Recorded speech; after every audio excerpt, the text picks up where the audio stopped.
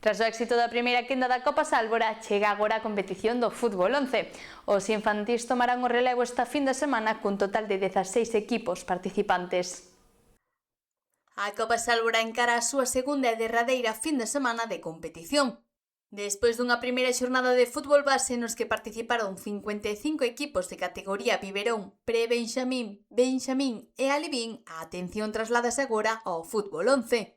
Na primeira fin de semana proclamáronse campións o Xuventud Aguiño en categoría biberón, o Conxo en pre-benxamíns, o Cidade de Ribeira en benxamíns e o Villestro en alevíns, deixando un gran ambiente nas bancadas e sobre o terreo de xogo.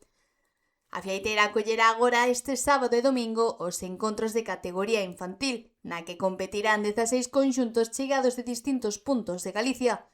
O torneo poñerá así o broche final á 19ª edición dunha cita xa consolidada no calendario deportivo ribeirense.